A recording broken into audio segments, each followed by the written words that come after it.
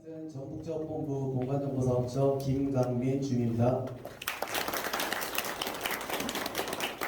네, 오늘 주제를 뭘로 할까 많은 고민을 하다가 새로운 주제를 하려고 했었는데, 제가 김원준 주임이랑 작년에 3개월 동안 교육을 받고 나서 이 내용들을 공유를 못 해드린 것 같아서 이런 좋은 기회가 있어서 내용 공유할 겸 이 안에 인공지능 머신러닝에 대한 내용도 포함되어 있으니까 어렵지 않은 내용이어서 가볍게 들어주시면 감사하겠습니다. 시작하겠습니다. 네, 발표는 개요부터 기대효과 순으로 발표하겠습니다. 개요는 프로젝트 요약부터 목적까지 발표를 하겠습니다. 이번 프로젝트에 간단히 요약해서 말씀드리면 고양시의 거주민들의 정주 여건 개선을 위해서 기존에는 대응복구를 위주였는데 선제적 방제 권리로의 전환을 위해서 고양시만의 침수 위험 제도를 작성하고 고양시의 사각지역을 도출해서 지역별로 침수 특성을 분석합니다. 이 모든 과정은 공간정보 데이터 기반으로 분석을 실시합니다. 먼저 뉴스 영상 한 편 시청하고 시작하겠습니다. 주교동에서 멀지 않은 고양시 능곡역 앞 바퀴까지 잠긴 차들이 지날 때마다 파도처럼 물살이 칩니다. 도로인지 하천인지 구분이 안 될 정도입니다.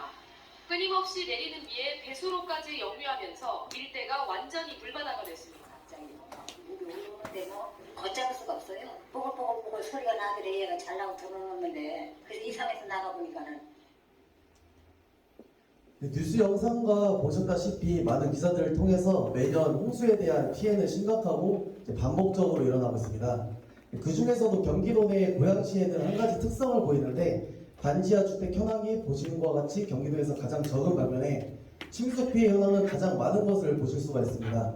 이와 더불어 많은 정책과 뉴스 기사들을 보면 고양시는 지속적으로 반복적으로 피해가 일어나고 있고 이 심각함으로써 대책이 필요함을 알 수가 있습니다.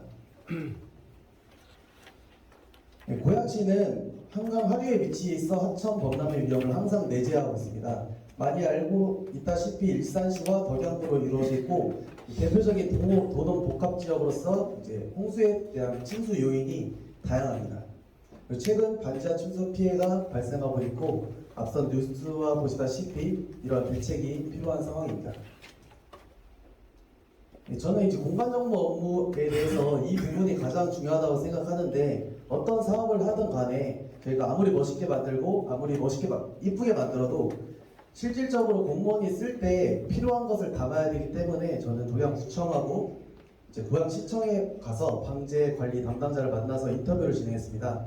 종합적으로 의견을 검토한 결과 인원이 가장 부족하기에 침수 실태 조사가 힘들고 방제 관리보다는 복구, 민원 이런 복구 업무에 치중했다 보니까 제위험지구로 선정된 지역에 힘을 쓰고 그 외의 지역에는 신경을 쓸 수 없는 이런 상황을 보았습니다.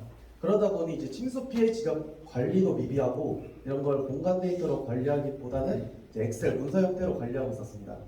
그래서 저희는 고양시 침수 위험 지도를 구축하고 침수 위험 사각 지역을 도출하고 이 지역별로 침수 피해를 특성을 분석한 후에 침수 이력을 체계적으로 관리해야 된다는 이런 중요성을 강조하고자 합니다. 이를 간단히 도식화해보면 침수 위험 지도 구축, 사각지역 도출, 지역별 침수 피해 분석을 통해서 궁극적으로 침수 방제 의사결정 지원 및 공공 서비스 제공을 목표로 하고 있습니다. 다음 분석입니다.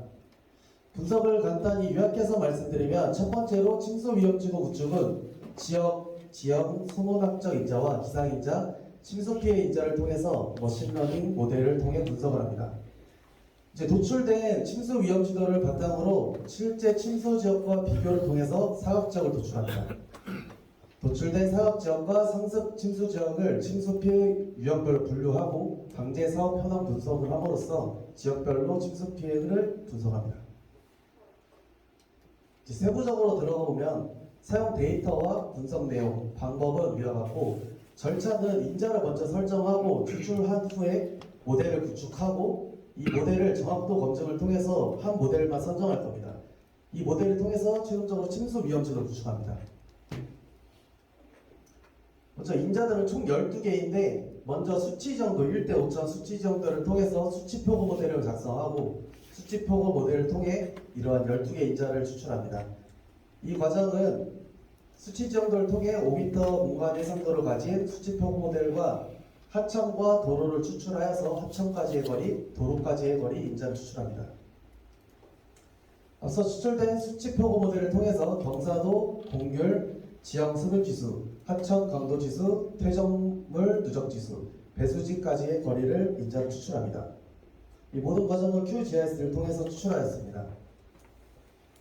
다음 기상 인자는 고양시 인근 관측소 7개소를 선정하였고, 이 관측소에서 최근 20년간 일 강수량 데이터를 받아서 최대 강수량과 일 최대 강수량 110mm 이상 빈도를 추출하였고, 이를 옆거리 관측 보관법을 통해서 데이터를 가공하였습니다. 다음 침수 피해 인자가 가장 중요한데, 이 침수 피해 인자를 가져오기 위해서 우선 저희 공사가 했던 침수 흔적도 작성 지역 CA 파일을 가져왔고, 지자체에서 가지고 있는 침수 피해 보상력을 가져와야 되는데 이 엑셀 파일로 관리가 되어 있다 보니까 가져와서 지역 코딩 후에 이를 병합해서 인자를 도출하였습니다. 다음으로 이제 모델을 구축하기 위해서 학습 데이터셋과 이제 검증 데이터셋을 구축해야 됩니다. 이제 GPT도 이제 저번 지난주에 수업 들었다시피 학습 데이터 굉장히 중요한데, 이를 위해서 12개 인자에서 70%를 랜덤 선택해서 훈련 데이터셋을 구축했고, 나머지 30%는 검증을 위해서 테스트 데이터셋을 구축하였습니다. 네, 모델은 대표적으로 이제 머신러닝이 있는데, 이 중 앙상블 모형 중에서 백인 기법과 부스팅 기법으로 나눠집니다.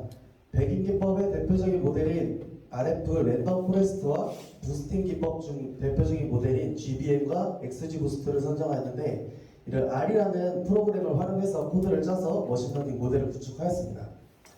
이제 머신러닝에 대해서 약간 이제 많이 들어보셨는지 모르겠지만 간단히 설명을 추가적으로 드리자면, 랜덤 포레스트는 처음에 의사결정 나무라는 것이 있습니다. 이게 나무 하나에서 이제 순차적으로 질문을 던져서 마치 스무고개와 같듯이 답을 고르게 하는 방식으로서 의사결정을 하는 모형 중에 하나입니다. 근데 이게 나무 하나다 보니까 주어진 자료의 변화에 민감하고 새로운 자료에 대한 예측 성능이 떨어진다는 단점이 존재해서 이를 방지하기 위한 앙상블 모형이 있습니다. 앙상블 모형을 간단히 설명하면, 나무를 많이 심어서 이 알고리즘을 각각 적용해서 좋은 예측 모형을 만드는 것인데, 한 명의 전문가가 일하는 것보다 집단 지성을 이용해서 일을 하면 더 좋은 결과를 도출할 수 있는, 이런 걸로 비유할 수 있겠습니다. 이 앙상블 모형 중에서 백인 기법 중에 하나가 랜덤 포레스트인데, 백인 기법은 훈련 자료에서 중복을 허용해서 샘플링한 자료로, 보시다시피 빨간색 공이 있으면 이거를 중복 허용해서 각각 할 수 있는 이런 기법을 말하는데, 이 백인 기법 중에 하나가 랜덤 포레스트로 알고 계시면 되겠습니다. 그 다음에 정확도 검증에 대해서 말씀드리면, ROC 커브 곡선을 통해 정확도 검증을 하는데, 간단히 말씀드리면 이 곡선 안의 면적을 통해서 이걸 AUC라고 하는데, 이 퍼센트가 높아질수록 정확도가 높다고 설명을 드릴 수가 있겠습니다. 그래서 저희가 아까 앞서 말씀드린 세 가지 모델을 돌렸죠. 랜덤 포레스트와 GBM과 XG 부스트 세 가지 모델을 구축했고, 그 세 가지 모델을 정확도 검증한 결과 XG 부스트가 0.913으로 가장 높게 나와서 이 모델을 선정하게 되었습니다.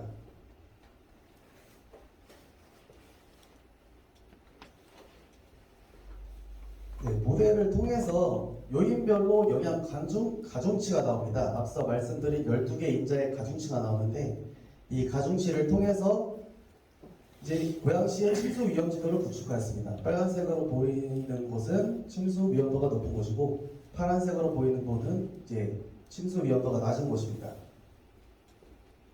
이렇게 침수 위험 지도를 구축하였고, 침수 피해 보상력과 비교 분석을 통해서 사각 지역을 도출하려고 합니다.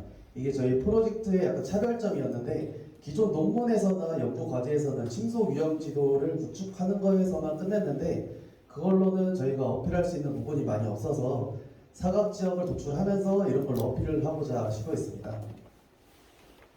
사각 지역을 도출하기 위해서 우선 그 앞선 침수 위험 지도는 레스터 데이터입니다. 그거를 이제 필지 단위로 하기 위해서 구역 통계 기법을 사용해서 벡터 데이터로 만들었고요. 앞서 나온 이제 침수 위험도 속성을 하나 생성했고, 그 다음에 과거 침수 필지 속성 테이블에서 침수가 될 필지와 안 될 필지를 1과 0으로 나누었습니다. 이를 피해 입력 값으로 속성을 조회시켰습니다. 보시다시피 이런 테이블이 나왔고, 이제 사각지역을 도출하기 위해서 저희가 임의로 이제 식을 세웠는데, 침수 위험도와 침수 필지를 곱하면 이제 침수가 되지 않는 곳은 빠지겠죠. 그 다음에 1에서 침수 필지 위험도를 뺀다면 침수가 되었는데 이제 침수 위험도가 낮게 나온 곳, 그런 부분이 이제 더 높은 등급으로 나오겠죠. 그 필드를 열지도를 통해서 시각화했더니 대화동과 주교동이 두드러지게 나타났습니다.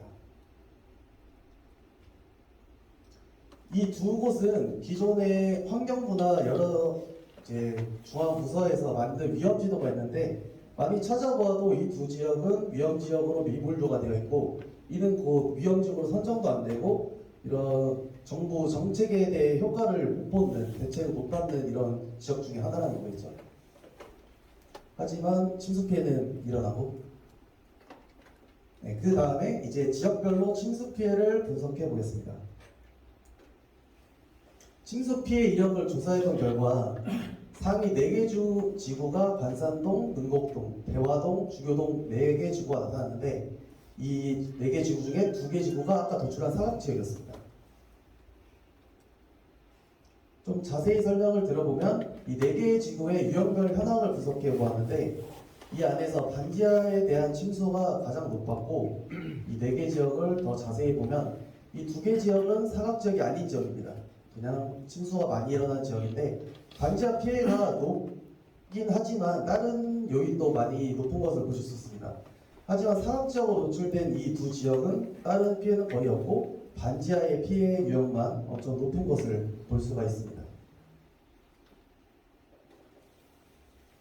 네, 아까 사각지역으로 노출된 대화동과 주교동을 가서 보니 이제 반지하 주택에서 상습 침수된 이런 사례들을 많이 찾아볼 수 있었고, 나머지 2개 지구는 다양한 요인에 의해서 침수가 일어나는 것을 확인할 수 있었습니다.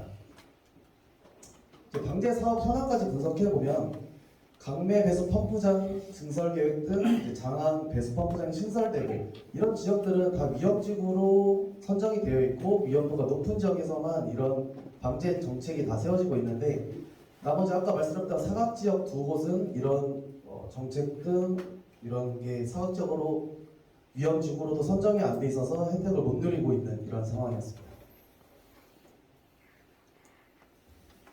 네, 활용 방안에 대해서 말씀드리겠습니다. 작년에 행정안전부에서 보도자료 중에 지하공간 침수 사고 방지를 위해서 개선 대책의 마련에 나선다, 이런 보도자료가 있었는데, 이 안에서 이제 사각지대를 줄여 나갈 예정이다, 이런 문구가 있습니다.